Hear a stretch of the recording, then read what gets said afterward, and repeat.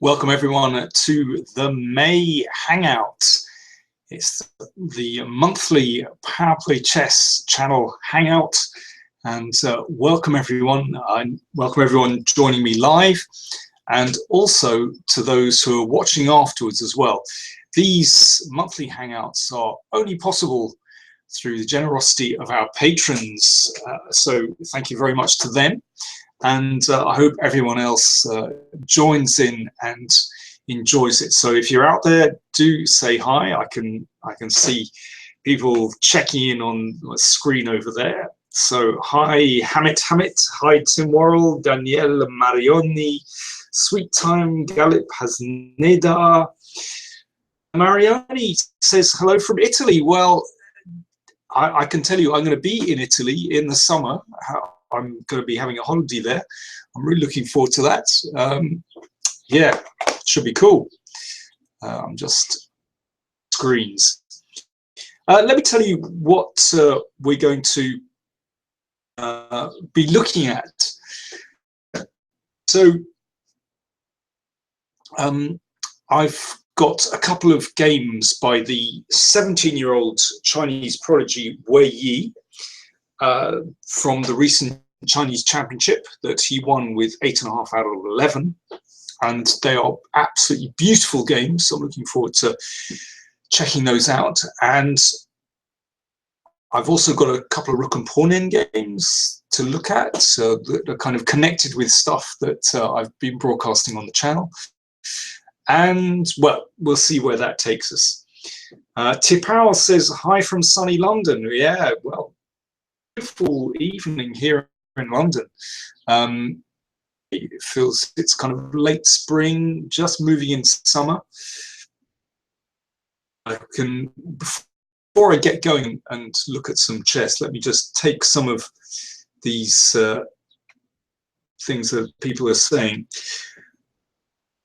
Hello, Ya says hi from India, hi to you, and he asks, what's my take on Nihal Sarin? Well, Nihal is a very, very talented junior sword, but I interviewed him when he was playing in the Sharjah Open a couple of months ago, and really nice kid, and his father was very pleasant as well. His mentality is very cool under pressure. Yeah, he's very promising. Gabe, hi Gabe in LA, nice to see you. He's got the new Power Play DVD number 25 today. Cool. There we are, Power Play 25 released. Get it in the shops from Chessbase Online. Dario Martin Hernandez says hi from Argentina. Hi to you, Dario. I hope to go one day because I'm a big fan of tango. Padlo Yar asks, when do I think Vichy will retire? He's never going to retire. He gets very sensitive when you ask him that question. Best not to. Let me see. I'm going to kick off with some chess. What I'll do is I want to look at one of Wei Yi's games, and then I'll questions once we've finished that game, and do ask me any chessy questions as well. Some questions to you as well. In the middle of all this, let me just set up my windows. Hopefully I won't crash the system. It's always possible. That's my particular talent. Lack of technical talent. So just a second. Oh, this is interesting. It tells me at the moment. That's not good. Let's try that and see what happens. Let's see. Okay. Okay. If the system crashes, let's give this a go. Okay, so I'm about to switch to a board with a bit of luck. You can all see that. Just give me the thumbs up if you can see the board and you can see the moves on the board. Hang on. If you can see the moves on the board. Okay, can you see e4 and c5 on the board? If you can, just let me know in the chat window. I would appreciate it, because I'm not very confident with my technical abilities, so hopefully I've actually done it. So if you can see the board and you can see e4, c5, yep, okay, brilliant. Thank you very much, guys. Okay, so here we go. This was played in the Chinese Championship, played on, as you can probably see the date, on the 2nd of May, not so long ago, by a 17-year-old Wei Yi, and spectacular game. If you've seen it already, then don't spoil it, or if you're using a computer, also don't spoil it. But this is really beautiful stuff. So he is just playing a very modest setup in play, because he play unusual way, and he's just waiting to see what setup black is employing before he opens the position. So now I don't think there's really anything better once you've played like this than to open the position. So we've transposed back into a very standard time on-off position. And here, well, the most normal move is to play queen c7. Standards, the queen c7, and it's open. One can also play with b6, and this will probably transpose into Scheveningen. Or, well, there are various things one at e7, which takes the game into slightly unusual lines. It's not so usual to put the knight on e7. Personally, I don't particularly like this way of playing for black. A knight b3 is, in some senses, quite a logical move, because it means now move again, and perhaps not to the best square. Of course, black wants to trade and then bring this knight over to c6. So knight b3 is logical in that sense. It's reasonable. I think it's also, I mean, personally, I think I might solve the problem of this knight immediately with knight g6, but this guy, Wang Chen, plays in a different way.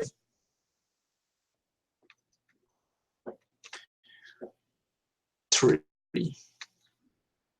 And now knight e5. Now this is a very, very committal move, and this move I really don't like. It seems to me that knight g6 here and developing on the king side, possibly b5, just bishop e7 and castles. I can even play for f5, but I think this is the way to go. Of course, if b5 immediately, then that will run into this move, and that looks very painful indeed. Nasty. So why don't I like knight e5? Well, black is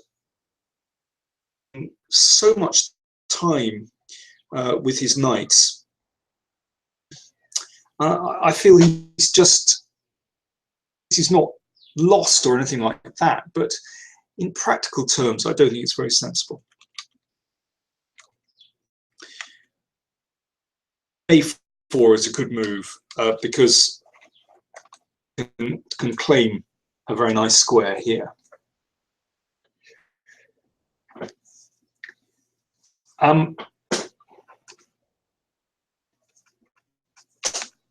bishop d7.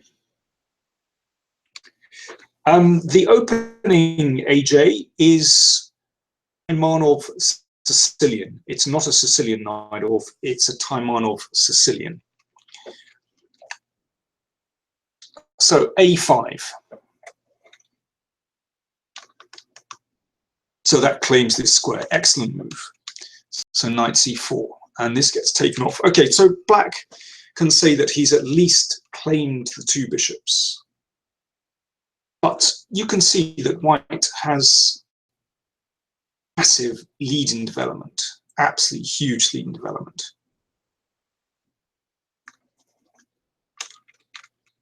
And white just plays very simply.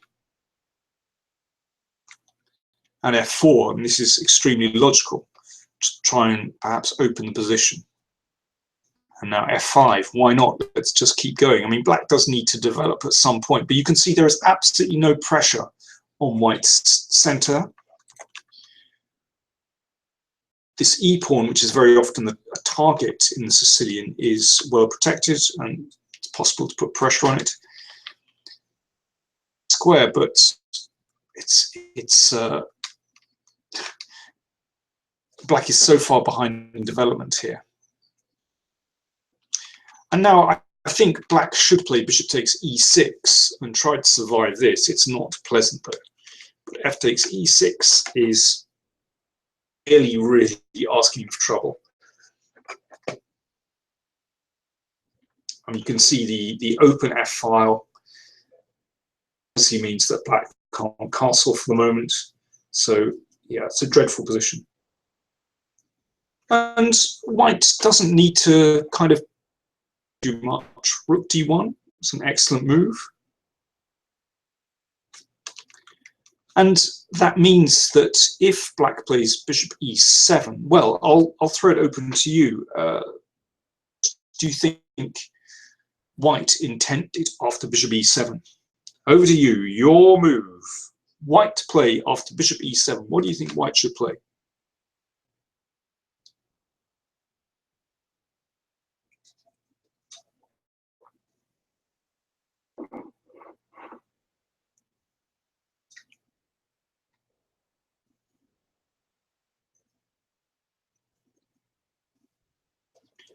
Oh, it's gone very quiet. I know there's a slight delay, but it's not too much of a delay. Who's going to be very brave? Jürgen Beckers, well done. And Michael Olsen as well. G5, excellent move. And yeah, several of you. Yeah, lots of you playing bishop g5. Yeah, excellent move. So now we can see that the point of this very simple move, rook d1, is just to weaken pressure on the pawn on d6, and after the trade of bishops, then black will really be suffering. Black can't play simple developing moves.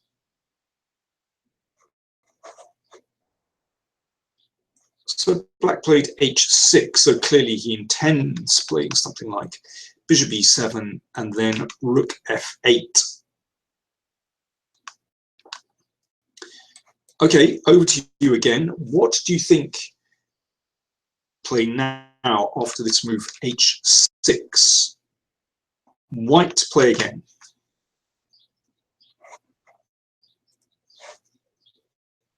Over to you. White to play. Engine Kid asks, was knight d5 any good on the previous? Don't think so. I'll just go back very quickly after bishop e7. Well, never look a gift horse in the mouth. I'm going to take that. I don't really see what compensation white has. I don't see how that's improved white's position at all. And don't forget that there's a pawn on priest here as well. So no, I won't do that. So anyway, back to the game, which was h6. Now we've got several suggestions. We have two. Well, queen f2 is a logical move because it means the knight can't move because of check, but after bishop e7, I wonder what your intention is, because in that case, I want to bring the rook over. So I don't know about queen f2. Hello from Switzerland by someone with the name Death. How charming. So coming back to the game, I'm slightly distracted by that. Jürgen Beckers suggests bishop f4. Look bad at all. Obviously a threat to take on 5. Let me see. What would I play against that?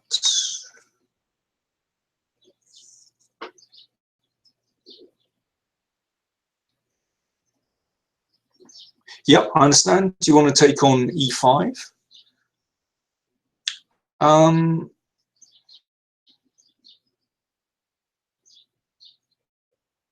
I guess I would have to, I mean, I could, no, bishop c6 looks too risky. I guess I should play knight f7. Black is sort of holding on, I think. Got a suggestion from a couple of people of rook takes f8. Let me check that out. That is obviously extremely dangerous. Well, I think king takes would lose on the spot to check and takes here. So I think I'd be forced to play rook takes. Let me see, queen takes d6. Well, clearly extremely dangerous. The knight is threatened. I can't move the knight because of queen takes bishop mate. I suppose, can I hang on with queen c7? Keep me in the game. I'm not claiming anything wonderful. I think that's probably okay for black, actually. Don't forget that I can maybe throw the knight in here at some point.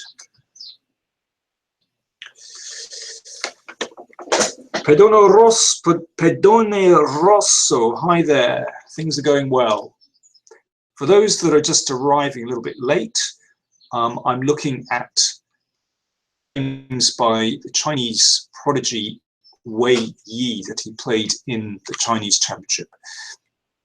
This position, asking what should white play? Rook takes f8 I don't think is very good.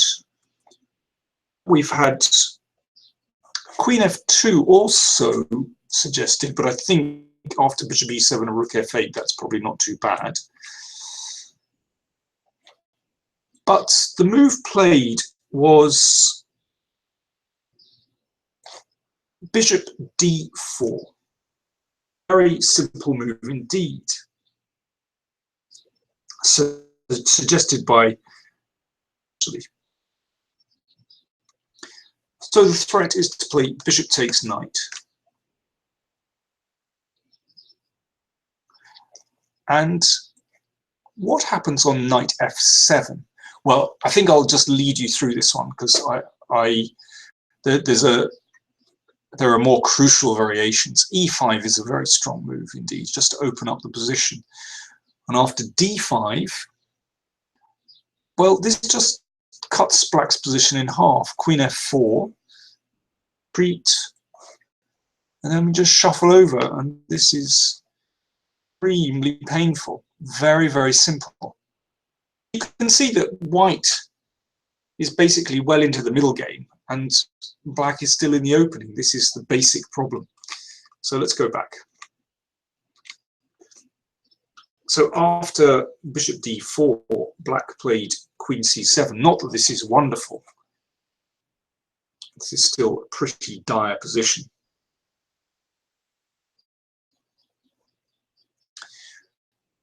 Over to you again. What do you think Wei Yi played in this position?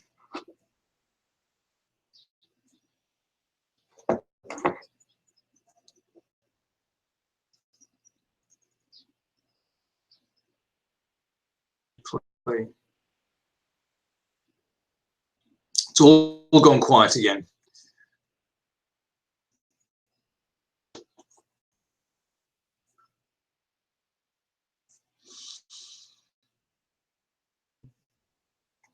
Boyan Maximovich wants to play. We've got several suggestions. We've got knight c5, queen f4, queen e2, knight c5. Okay, well, knight c5 is the most dramatic move.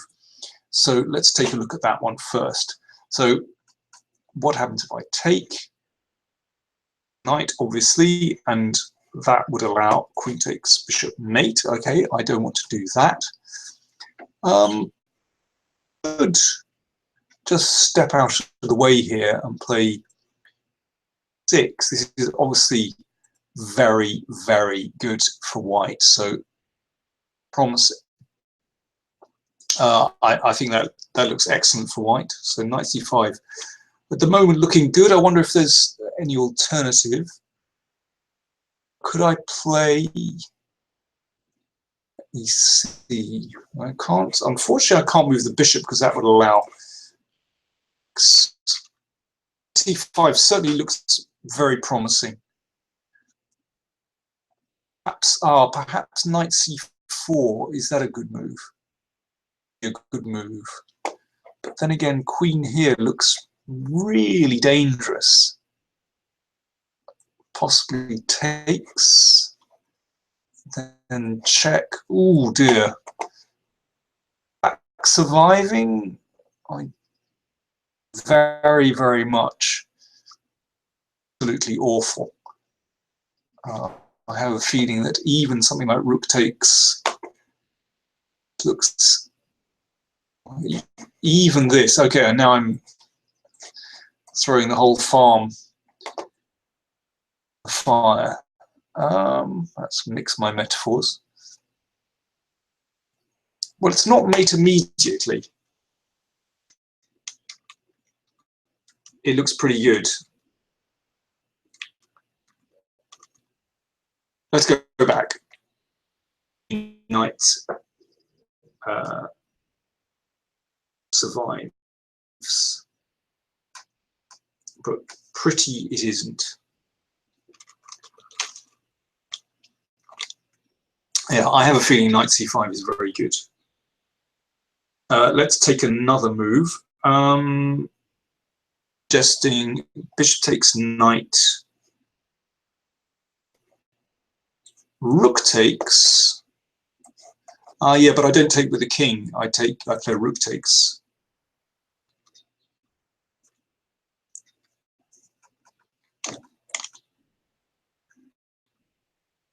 So that's probably not best at the moment. We've got a suggestion of queen f4. Queen f4, let me see. Now there's threats to take here and come in. So I can probably hold on with e6. I mean, none of this looks poor. And this could well transpose to the game, actually. 4 looks promising to me. When I show you the game continuation, you'll realize we could well transpose. So yes, I think queen f4 looks good. It's quite clear there are lots of decent moves here. So queen f2 was the move played, and several of you suggested that. c6. So clearly there's a simple threat to take and play queen f7. So bishop c6 through the next few moves. White played really simply. And then queen g3 just to come in on these weak squares, and you can see that the king is in something of a dilemma. It's hard to escape this. Very hard. I mean, it's impossible. Black is utterly lost. And now, very simple moves just to creep in. Queen takes pawn, as well as check. Going back, which means that after this check, black can just about hide.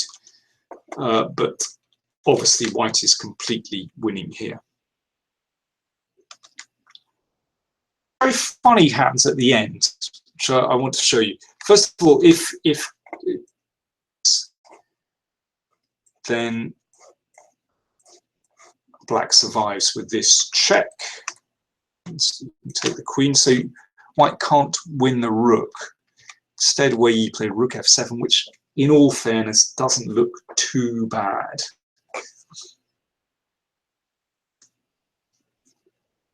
Bishop d6. And now this is very interesting.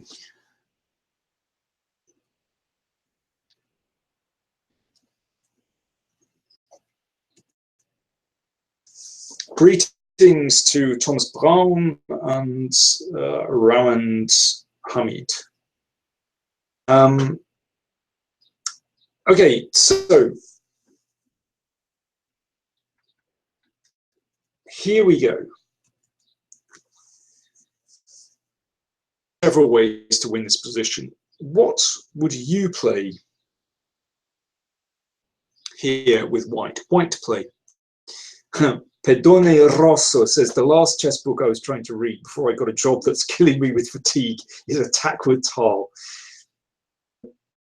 Part he managed to, he says, there are lots of great examples of the white queen on the h5. Many attacking possibilities, absolutely.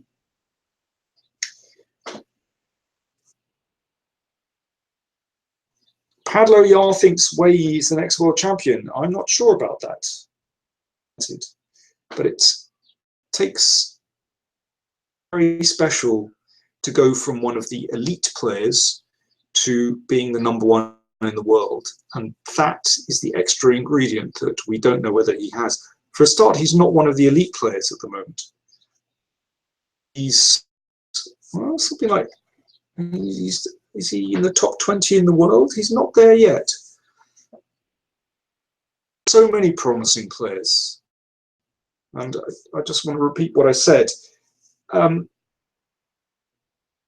That extra ingredient to go from one of the, let's say, top 10 players, that is something special.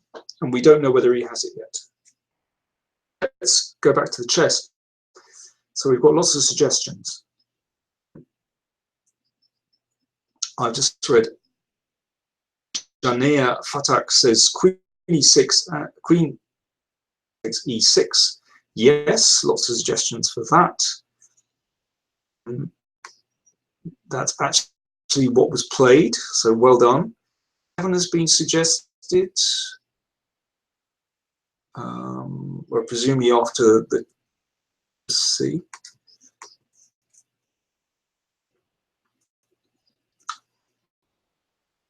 Seven.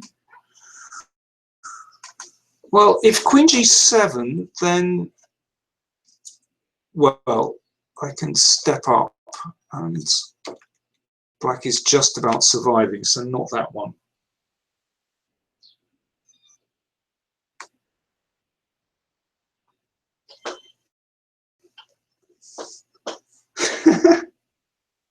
Okay.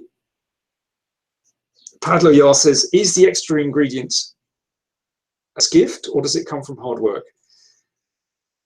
Philosophical. Hard work's a good start. Has anyone spotted this? I'm just looking.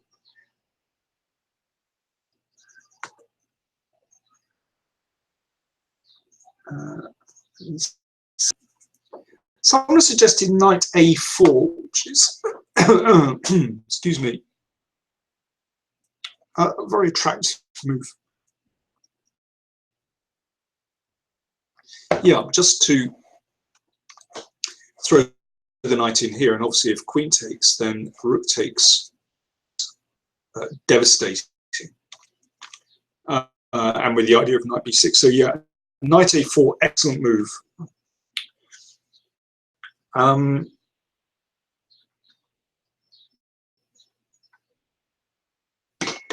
Now a couple of people have suggested, I've seen 6. Now, this move was not played. I find this the most elegant move. This is really elegant.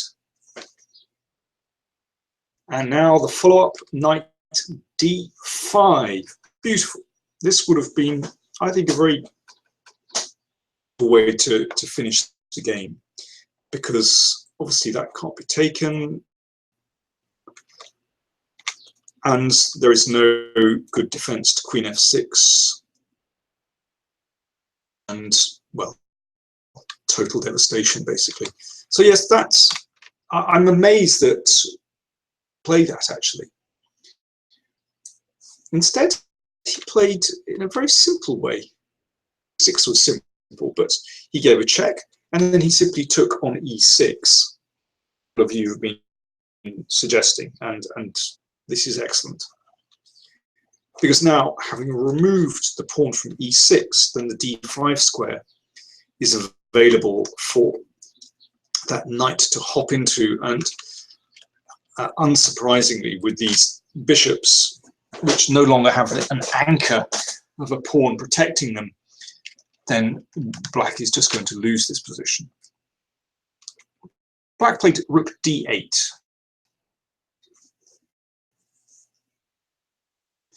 This is the game continuation, and this is winning for white. But how Wei Yi finish off? Now, d6, I think, was really beautiful. But this, I think, is no less beautiful and very, very subtle.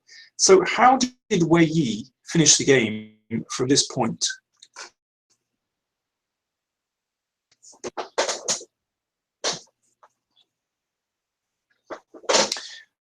Well, rook takes d6 has been suggested, but then I play queen takes rook.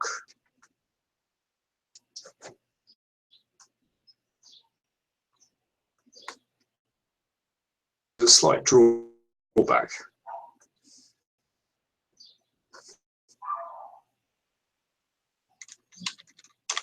Let's go back. He did not play rook takes d6.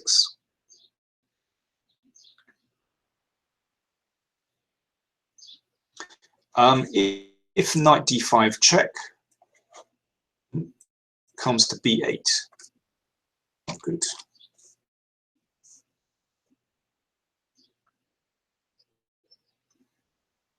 Here, Pedoni Rosso says, is there some audio problem? I hope not.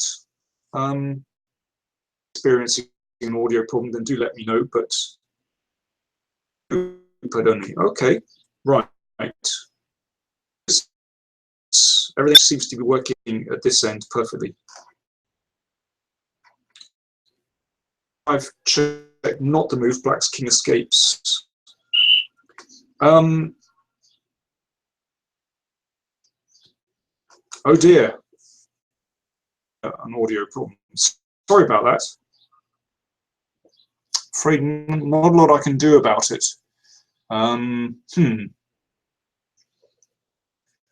Well,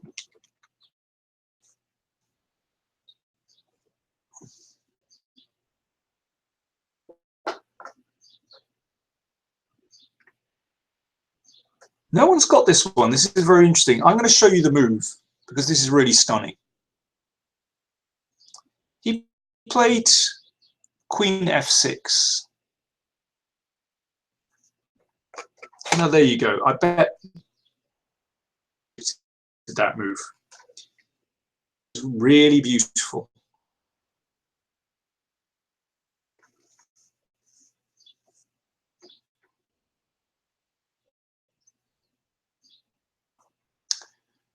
Okay, so what's the big idea? Rook f8.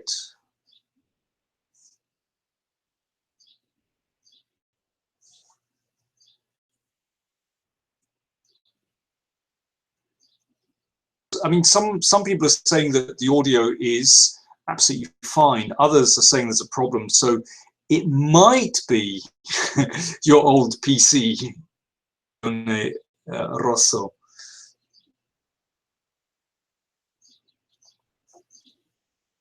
Show you the finish. Let me show you why he played. Beautiful move. No one's saying it, so here we go. Rook takes, queen takes. And well, actually, black resigned after rook takes bishop, and now check. Knight e7 doesn't get you very far actually, because the king comes here.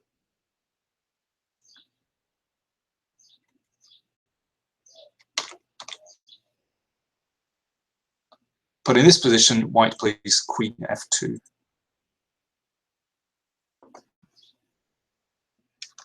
And then queen b6. Hence the queen b6 mate. So this was why the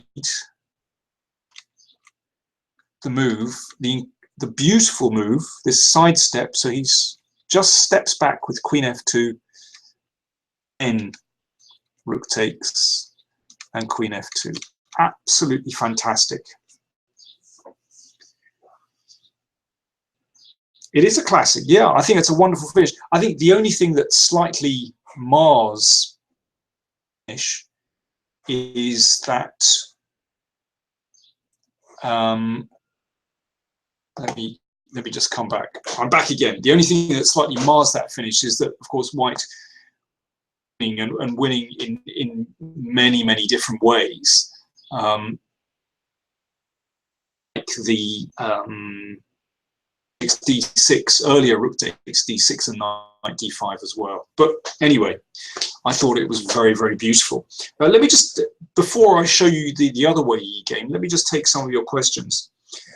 Daniela Marioni asks, is there a game that I consider to be, you consider my evergreen? Ooh. My best game. I don't know about that. There are several games that pleased with, very proud of. What one would I pick? My game is David Howe that I played in, I don't know, 2003, something like that. Finished off with the queen sack. That was quite nice. And it was played at Simpsons.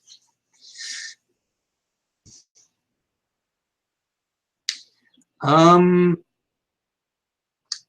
you what, Mohammed says, come on, Danny, show us. I'll show you next time.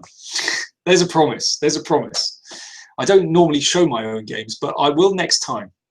You've into it. Anjanea Fatak says, when should we consider chess as our? Well, I think the answer is quite clear. If you feel that you can money to keep yourself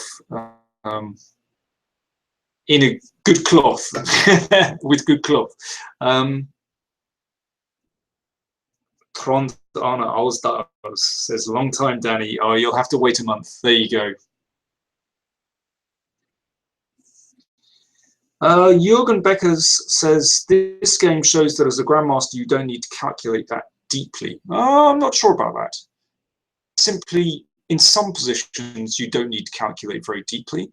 In some positions, you do. I mean, I think there was great logic. You know, he was, for example, exchanging off an active piece. He was moving his queen over to the side of the board where he could infiltrate and attack black's king. Yeah, there wasn't a huge amount of calculation. It was only at the end, I would say it was less to do with calculation than, well, some beautiful maneuvers, actually. Depends on the position. In some positions, you have to calculate extremely deeply. In others, you have to feel it. Depends.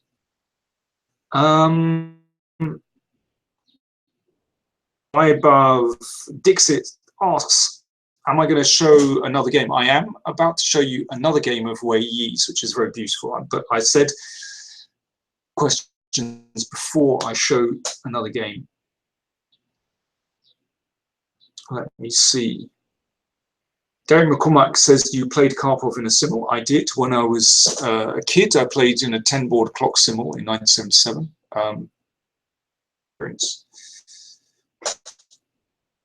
Rondana Alsdal says, long time no see. Okay. Jeff Thompson asks, what is chess? I think I'll ponder that one later.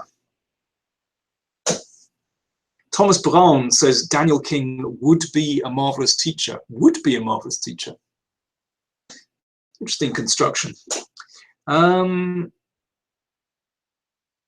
Kid says, is it true that GMs can calculate 20 moves ahead? In a Bobby Fischer interview, he said sometimes you must think 10 or 20 moves ahead. Absolutely. We can calculate 20 moves ahead, sometimes deeper. I've done it myself. But missed the point. It depends on the position. In some positions, you have to calculate extremely deeply. In some positions, you don't need to calculate at all. Which position? One huge mistake that some people make is to try and calculate all the time. Depends on the position.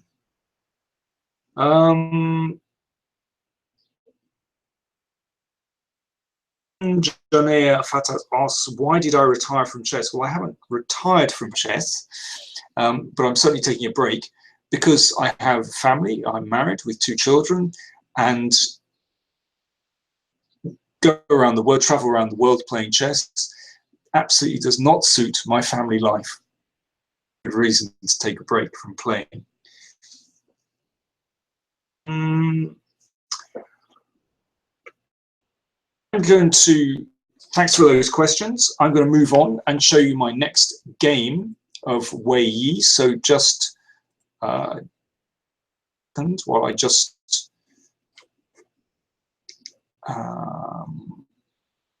boards around, and let's get the next game up. This one I'm going to have to move at a fairly rapid rate because I can see time is marching on. So just hang on a second. Okay, here we go. Hopefully you can see the board okay.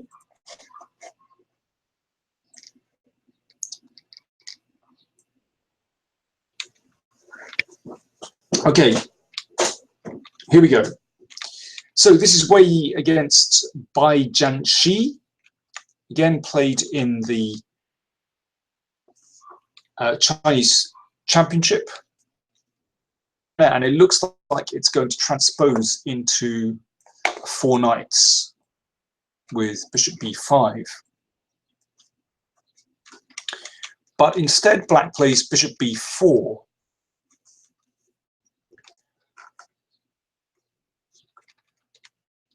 And this is a well-known line. So pawn structure almost symmetrical. You could say that knight isn't brilliantly placed on d3, but of course white has the prize of the 2 bishops. Now one can play d5, but b6 played. So white's task here is to somehow use those bishops. It's not so simple, and of course having one open file means that rooks can be exchanged, so black has decent drawing chances. That pawn move f3 is of course very important to block out that bishop. And now this one, bishop on f1, bishop f1, not very active at the moment, but that's no problem at all. To the way sometimes the bishop's best squares can be on the back rank. Baradwaj Ralabandi says it's a reversed Berlin. Well, yes, it is in a way, yes. I mean, this is a fairly relatively common line from the Petrov. This move is very interesting, and this move surprised me, I have to say.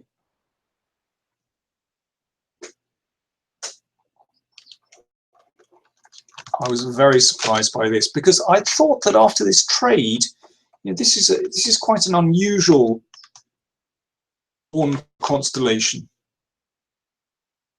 But it's incredible how Wei Yi manages to the advantages of this structure, to use this very unusual pawn structure.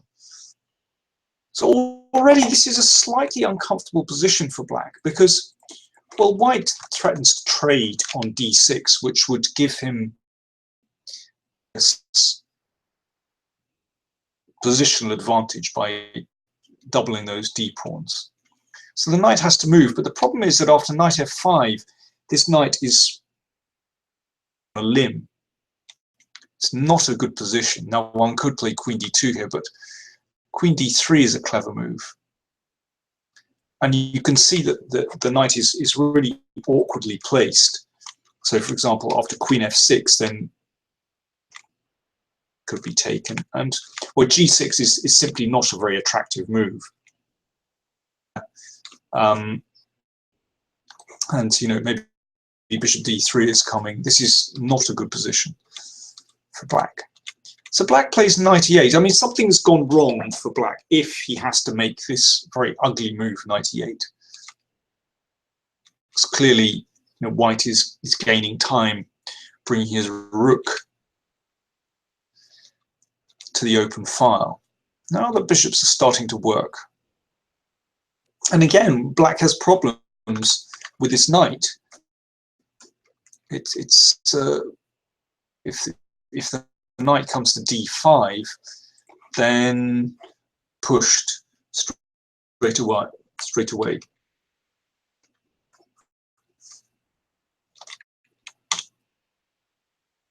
So black played rook e8. So this allows white to the pawns on the king side. But I suppose, you know, there are pros and cons to this. White has given up his bishop pair, has weakened the king position and damaged these pawns, weakened these pawns as well, but is at least trading rooks, and you know, very often bishop endgames can lead to a draw. Okay, so black traded. By the way, b5 is a very interesting move. We're about to see why. So queen shifts over, and softly, the king moves up the board.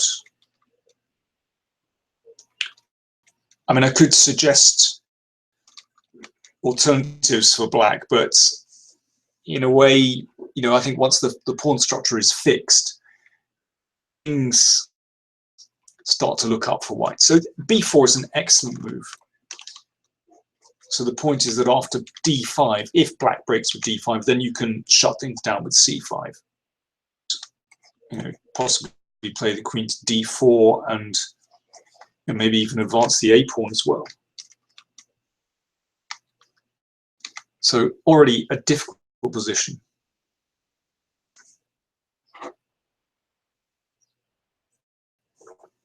Bharadwaj Ralabandi asks, why is he placing pawns on light squares? Now that is a very good question, because in bishop endgames that one should not place pawns on the same color as your opponent's bishop. Well, we're going to see exactly what Wei Yi is up to in a second. To your question, Bharadwaj. And there you go. He goes for ending straight away because, of course, white now has a threat to play queen h7. And so black is forced to trade. Now, perhaps you can see what he has in mind by placing his pawns on these squares. You'll notice that that bishop is severely restricted. At the moment, it can't come here, can't play here, can't play here, can't play to any of these squares. So we're getting closer, in fact, to a king and pawn endgame when he placed his pawns on light squares. And it's an unusual strategy, completely appropriate here. And so c5.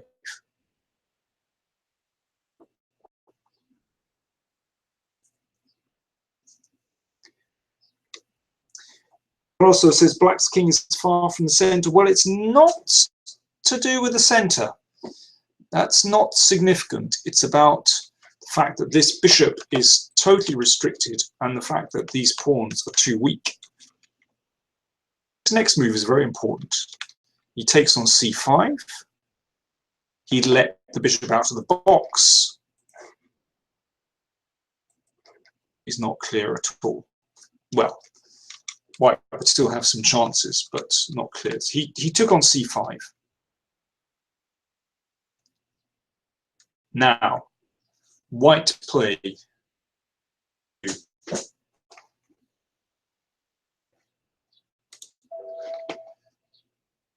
What should white do next? Over to you.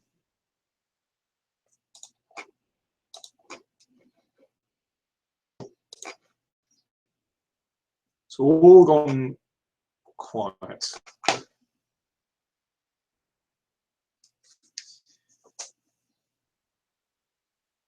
Jorgen Beckers says king g3. Says bishop d7. Wilson says king e3. You've got lots of moves, lots of for bishop d7. Bring the king to h5. Okay, lots of people saying bring the king to h5. Yeah. Well, the best move is indeed to just advance the king, because basically white is now playing a king and pawn endgame. You can see that bishop is completely trapped. White managed to put the king on h5, then that position is Zugzwang. Because, okay, for the sake of argument, white played king g3. For the sake of argument, let's see what happens if black just waits. Okay, here, 5. Well, if the king moves away, then king takes pawn. Thank you. Pawn in the bag. Game over. Bishop here. Well, bishop c8. Then, of course, the king can move away. But what we can do in the corner is play what? Can white play now?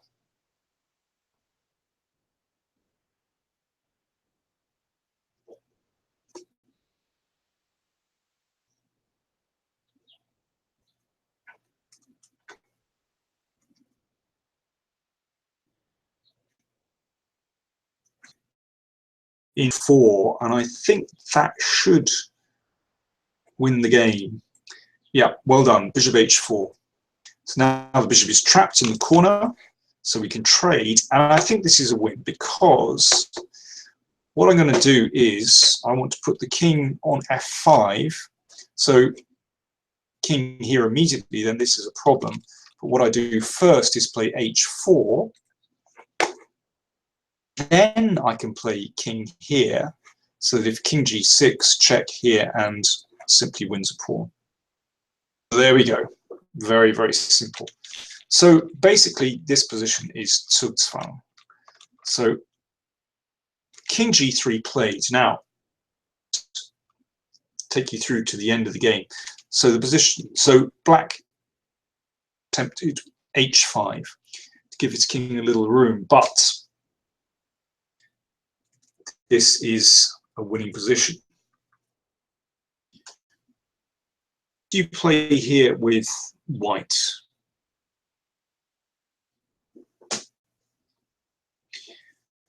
J.R. Blow says, what about bishop d7 with the idea of bishop c6? The problem is, after the bishop goes to c6, then the bishop can duck down to c8.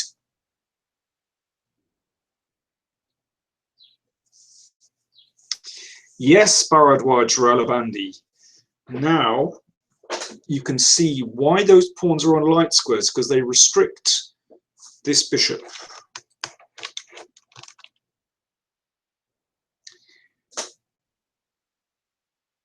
We got several people suggesting a3. Yes, a3 is the move.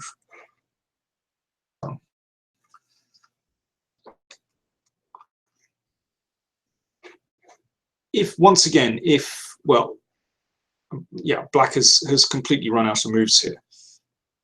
Bishop here will lose. A different way now. Okay, we force the king and pawn endgame. And in this case, actually, g4, and after the trade, in here, and passed h pawn wins.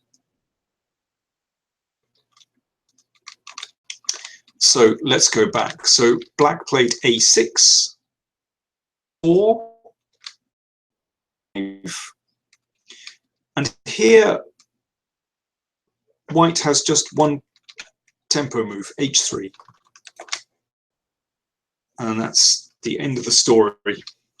Of course, these moves aren't possible because, well, something was en prise here. So h3, and now, well, this was played actually. I mean, he could have played bishop e4, I think. See the problem with playing bishop e4. Looks very simple to me. And then here, and g4 takes, and after the advance of the h pawn, then we just come in. But instead, okay, this is very artistic. He played, it's a beautiful move. I mean, maybe he just wanted to his opponent. It's very interesting. He just wants to bring his king round, basically, now. So this is what happened here. This is the end of the game. Bishop came back. That's a nice move. Again, it's Zugzwang. This bishop still can't.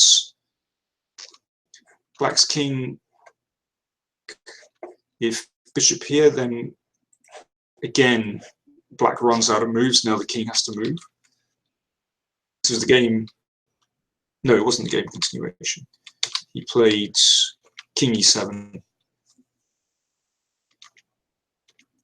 And the king came in. I'm amazed that black persisted in playing this position on. Here, black finally resigned. Black has run out of moves. So, for example, here, then the bishop comes back. And then we take this guy off. And he's dropping in that position. What a beautiful performance. So there we go. Two wonderful games by Wei Yi. Our hour is just about up, so let me take some of your questions before I sign off. Oh yeah, by the way, I should say, don't forget, Power Play 25 was released last week.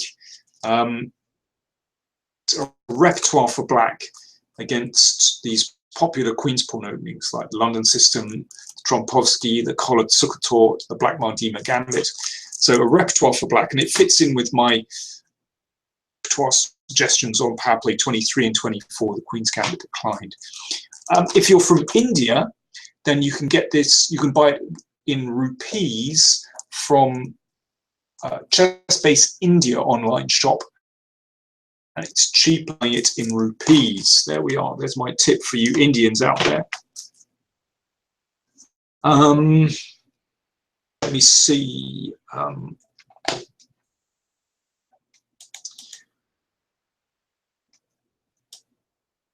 Let me see. Wait a second.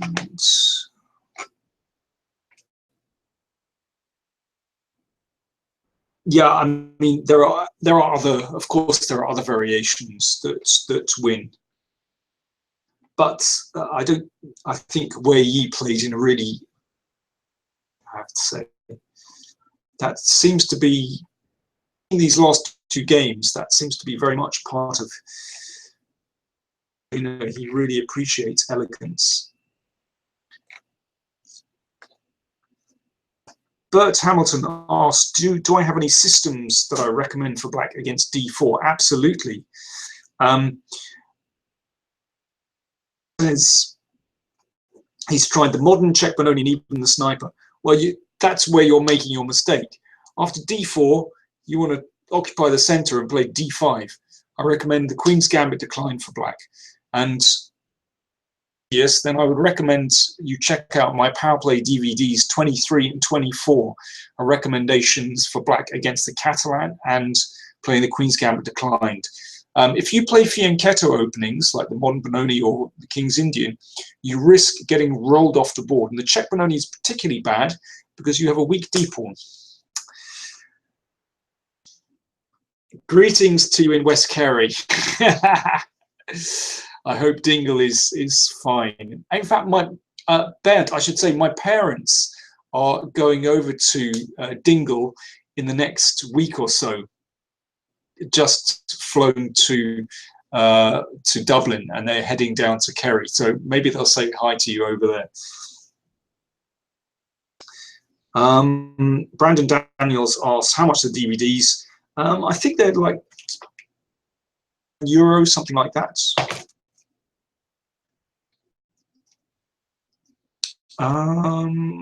Sully Sebese says, aren't I watching the UEFA final, Manchester United? Yes, I will be going to watch the football any moment after this broadcast is over.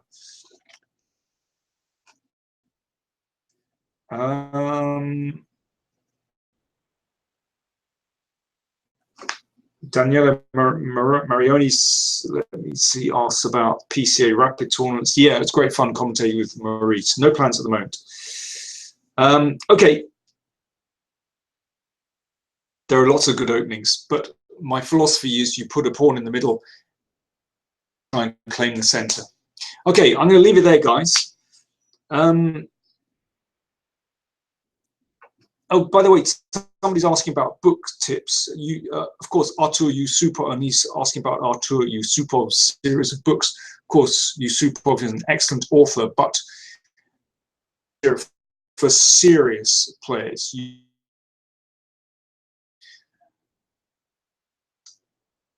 I would say if you want some book recommendations, then do check out my playlist on the channel where I give book recommendations there. I'm going to call it a day.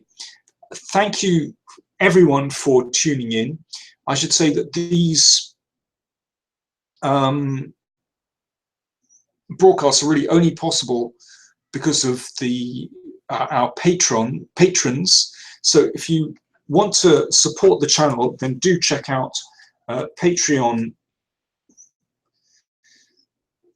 and the Power Play Chess on patreon.com. If you want to contribute, we would be very grateful indeed. It's the only way we can these broadcasts. And don't forget, Norway Chess coming very soon, starting 5th of June. Bye now.